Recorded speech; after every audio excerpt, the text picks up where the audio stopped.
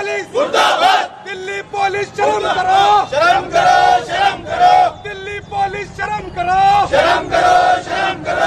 अल्लाह बोल, डर गया क्या जोर से बोल, अल्लाह बोल, अल्लाह बोल। कितने मिसालें दूं, हमें ए टीम कहते हो, हमें बी टीम कहते हो, सी टीम कहते हो। अब ये तुम्हारी एबीसीडी नहीं चलने वाली, ये एबीसीडी नहीं चलने वाली। मैं डंके की चोट पे कहता हूँ, कांग्रेस बीजेपी की अम्मा है, बीजेपी की मम्मी है। हिंदू सेना down down down down down down, Hindu सेना मुर्दाबाद मुर्दाबाद मुर्दाबाद, हिंदू सेना हाय हाय हाय हाय। बातिल से दबने वाले है आसमां नहीं हम, बातिल से दबने वाले है आसमां नहीं हम, 100 बार कर चुका है तू इम्तिहान हमारा। परिवार मुर्दाबाद, हिंदू सेना मुर्दाबाद, हिंदू सेना मुर्दाबाद। पर पथराव करते हैं, पत्थर मारते हैं और नारे लगाते हैं। मैं उन लोगों से कहना चाहता हूं कि अरे तुम लोगों को अगर उतनी ही अगर तुम में मर्दानगी है तो हम लोगों का सीना यहाँ पर मौजूद है। अल्लाह बोल, अल्लाह बोल। नहीं चलेगी, नहीं चलेगी, गुंडागर्दी नहीं चलेगी, नहीं चलेगी, नहीं चलेगी, गुंडागर्दी नहीं चलेगी। मैं कहना चाहता हूँ, वो कट्टरपंथी चाहे बोस्निया में हो, चाहे वो कट्टरपंथी अफगानिस्तान में हो, चाहे वो कट्टरपंथी हिंदुस्तान में हो, चाहे वो कट्टरपंथी पाकिस्तान में हो, उनकी जानिब से जो तमाम कैडर आज यहाँ पर जमा हुआ है, हम 2 मुद्दों पे आज यहाँ पे एकजुट हुए हैं। जो हमारा पहला इश्यू, जो हमने डिप्टी कमिश्नर साहब को मेमोरेंडम दिया है, copy to president of India, copy to home minister of India, जिसमें हमने पहली डिमांड की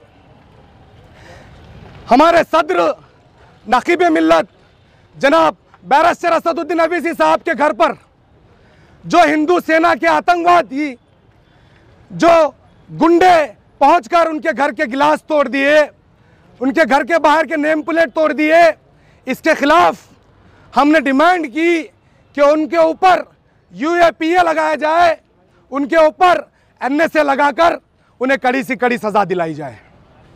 साथ ही साथ यूपी के अंदर मौलाना कलीम सिद्दीकी साहब को जो झूठे आरोपों में पकड़कर उन्हें जो जेल में डाला गया, हमारी डिमांड है कि उन्हें जल्द से जल्द रिहा किया जाए।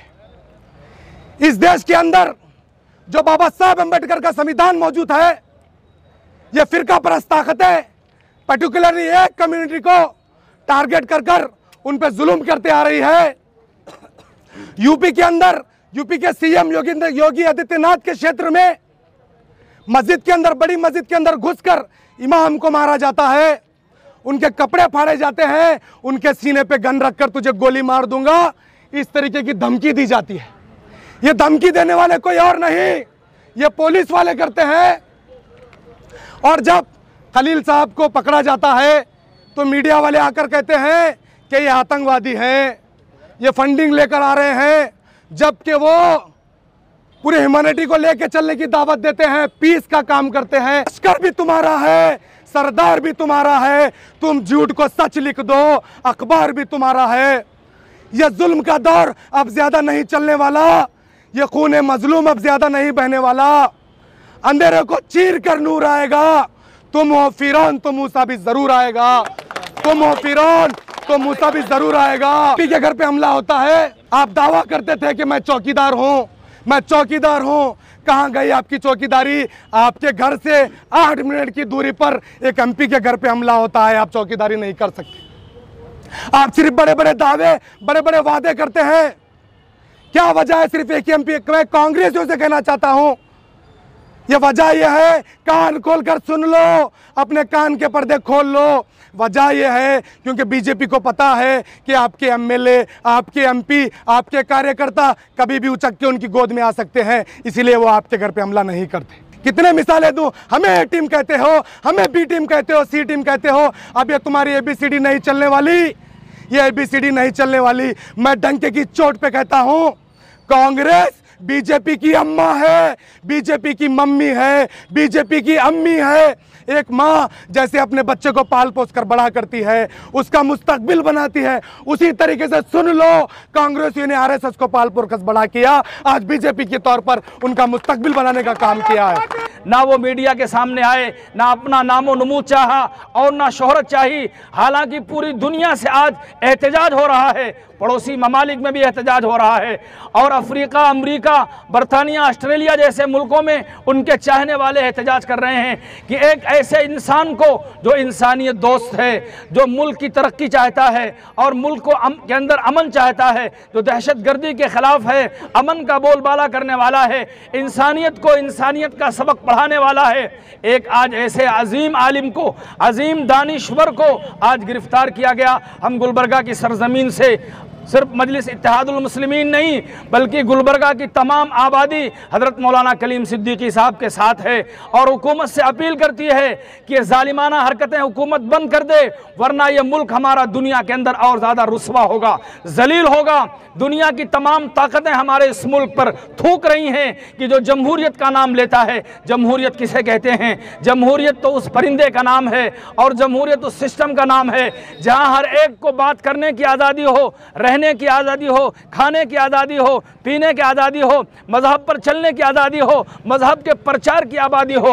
आज हिंदू मठों के अंदर स्वामियों को गुंडागर्दी करने के लिए छोड़ दिया गया, लेकिन अगर एक आलिम अगर इंसानियत की बात करता है, मोहब्बत की बात करता है, इंसानों को इंसानों के पैदा करने वाले से मिलने और मिलाने की बात करता है, तो उसके ऊपर झूठे इल्ज़ाम लगाकर उसको गिरफ्तार कर लिया जाता है। कायम पार्टी के वर्कर्स और टीम मेंबर्स सभी यहाँ पर डीसी ऑफिस में मौजूद हैं। जो दिल्ली में जो कुछ नामर्द सरपसंदीदा लोग जो हमारे सदर असदुद्दीन ओवैसी साहब के घर पर पथराव करते हैं, पत्थर मारते हैं और नारे लगाते हैं, मैं उन लोगों से कहना चाहता हूं कि अरे तुम लोगों को अगर उतनी ही अगर तुम में मर्दानगी है तो हम लोगों का सीना यहाँ पर मौजूद है।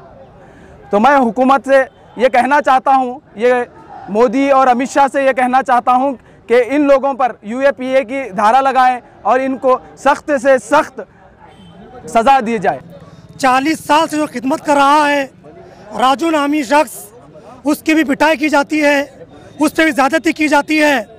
हमारे देश के प्रधानमंत्री नरेंद्र मोदी जी कहते हैं कि मैं कट्टरपंथी के खिलाफ हूँ। मैं कहना चाहता हूँ वो कट्टरपंथी चाहे बोस्निया में हो, चाहे वो कट्टरपंथी अफगानिस्तान में हो, चाहे वो कट्टरपंथी हिंदुस्तान में हो, चाहे वो कट्टरपंथी पाकिस्तान में हो, कट्टरपंथी के खिलाफ पूरी दुनिया है। दुनिया हमेशा खिलाफ रही है और हम दिल्ली पुलिस से दिल्ली पुलिस की भी हम मजम्मत करते हैं कि एक सांसद के घर पर, एक एमपी के घर पर जब ऐसी हरकत हो सकती है, आप मुझे बताइए, एक आम पब्लिक, एक आम इंसान के साथ भी कुछ भी हो सकता है।